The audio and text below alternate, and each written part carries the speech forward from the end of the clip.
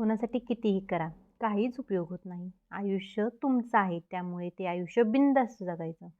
कुणासाठी वाईट वाटून घ्यायचं काहीच गरज नाही आहे. लोकांची विविध रूपे असतात.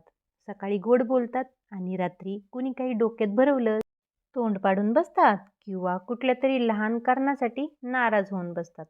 आजपर्यंत जेवढं आयुष्य जगले ना, त्याच्यात खूप काही शिकायला मला भेटलेलं आहे. आणि शिक्षण हे शाळेतलंच असणं गरजेचं नाही. आयुष्यातलं शिक्षण हे खरंच खूप महत्त्वाचं असतं. बरेचसे आयुष्यात चढ-उतार आले. चांगले दिवसही आले, त्याच पटीत वाईट दिवसही आले. पण त्यातून आपण किती प्रकारे त्या दिवसांना सामोरे जातोय, हे त्यातून शिकायला भेटणं किंवा त्यातून तुम्ही बाहेर पडणं, हे खूप महत्त्वाचं असतं. बघा, आपण एखाद्या व्यक्तीला जीव लावतो. ते फ्रेंड्स असू द्या, रिलेटिव्ह असू द्या, अजून कोणी असू द्या. पण आपण ज्यावेळेस त्यांना जीव लावतो, आपण खूप आटूट प्रयत्नांनी ते नातं टिकवण्याचा प्रयत्न करत असतो.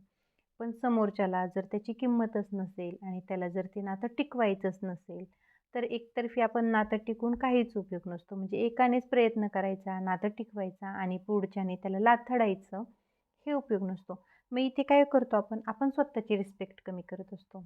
त्यामुळे अशी नाती आहेत ना, तिथली तिथे सोडून द्यायला मी शिकलेले आहे. थोडासा प्रयत्न करायचा नातं पकडून ठेवायचा. कारण आपल्याकडून काही चुका नाही झाल्या पाहिजे नाहीत, की समोरच्याने पण नाही बोललं पाहिजे नाही, की नाही हिच्या चुकीमुळेच हे झालेलं आहे. त्याच्यामुळे होता होईल तेवढा तर प्रयत्न करायचा नातं टिकवण्याचा. बघा, आपण हाऊसवाईफ आहोत आणि जी वर्किंग वुमन असते, ती वर्किंग जरी असली म्हणजे जॉबला जात असली, तरी घरी ती हाऊसवाईफच असते आणि बाहेर मग तुमचं कितीही जॉब वगैरे काही असू द्या. पण कसं असतं ना, जॉब कितीही किमतीचा असू द्या, म्हणजे तुम्ही बाहेर कितीही पैसे कमवू द्या, पण घरात येऊन आपल्याला प्रत्येक गोष्टी ही करावंच लागत असतं.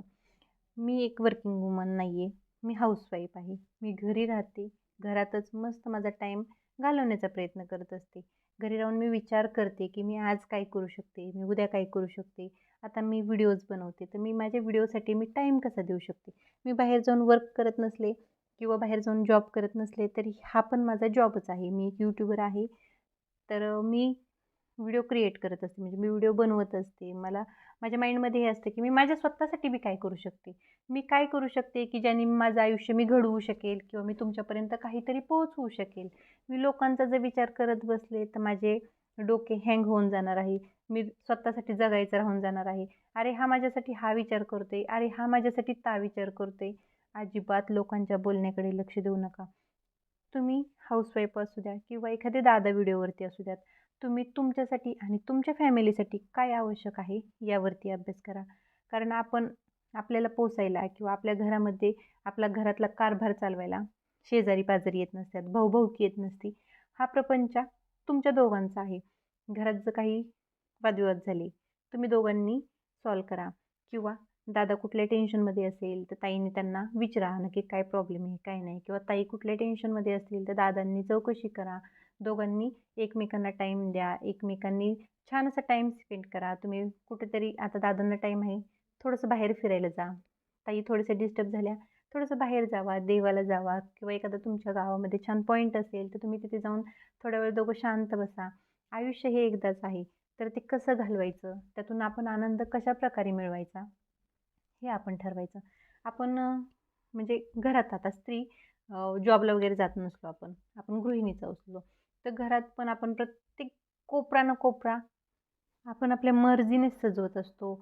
आपण आपल्या देवांपासून आपला जो धर्म आहे तो जोपासण्याचा प्रयत्न, आपण आपल्यावरती जे संस्कार घडलेले आहेत ते आपल्या मुलाबाळांपर्यंत पोहोचवण्याचा प्रयत्न ही एक घरातील कुलस्त्रीच करू शकते. म्हणजे घरातील जी मुख्य स्त्री असते तिच्या वागण्यातून, तिच्या राहणीमानातून, तिच्या बोलण्यातून, तिच्या वाणीतून जे काही निघतं ह्याचे परीक्षण म्हणजे ह्याचे निरीक्षण करूनच मुलं ते क जोपासत असतात, पाहत असतात आणि त्यातूनच मुलं आपली घडत असतात.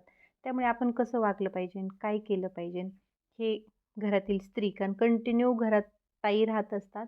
तर मुलांना घडवण्याचं कार्य हे जास्त करून 99% हे ताईवरती असतं.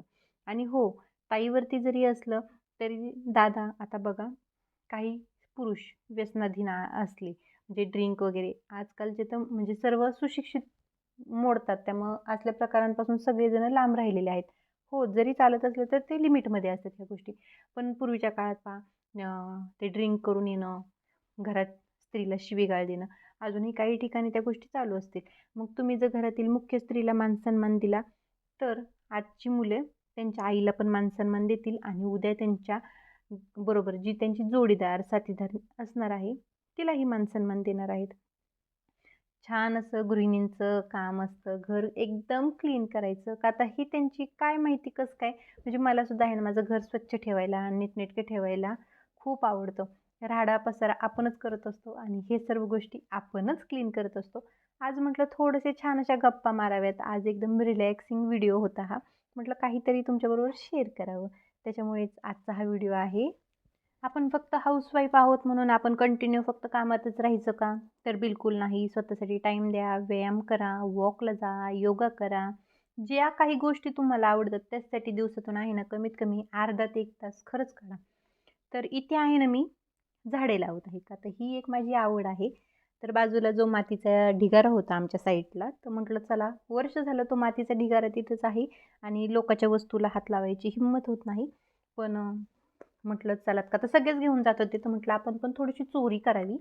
तर परी आणि मी आणि जे आपल्याला येतं ना, ते आपण आपल्या मुलांनाही शिकवायचं आणि मातीशी थोडंसं आपलं नातं हे वेगळंच आहे.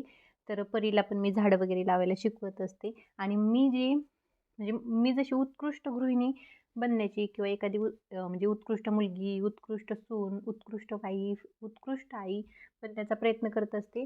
अशाच प्रकारे माझ्या मुलीनेही प्रत्येक गोष्टीत उत्कृष्ट व्हावं याच्यासाठीचा माझा प्रयत्न असतो. म्हणजे मी प्रत्येक लहानातली लहानात गोष्ट जी असते ती माझ्या मुलांना शिकवण्याचा प्रयत्न करत असते. आणि स्वतःचा आनंद शोधायचा. आयुष्यात फक्त स्वतःचा आनंद शोधायचा. मग याच्यातून असं नाही बरं का, की स्वतःच खुश राहायचं, बाकीच्यांना फक्त बोलत राहायचं, वाईट बोलायचं, काही बोलायचं, अजिबात नाही. प्रत्येक गोष्ट सुखात-दुःखात कसं राहायचं हे आपल्या हातात असतं. कारण ह्या वर्षात एवढी शीक मला भेटलेली आहे नात्यांपासून, एवढी शीक मला भेटलेली आहे, की आयुष्यात कोणीच कुणाचं नाही आहे. खूप जुनी-जुनी नातीसुद्धा आयुष्यातून तुटत गेलेली आहेत. त्याच्यामुळे आहे ना, स्वतः आनंदी राहायचं, स्वतःचा टाईम स्वतःसाठी द्यायचा. चालता-चालता एखाद्याला बोलायचं, बास.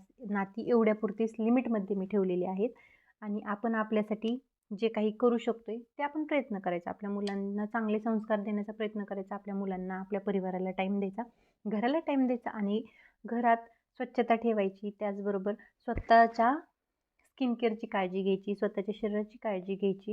ह्या छोट्या-छोट्या गोष्टी मी कशा करायच्या, काय करायच्या ही माझी मी मॅनेज करत असते.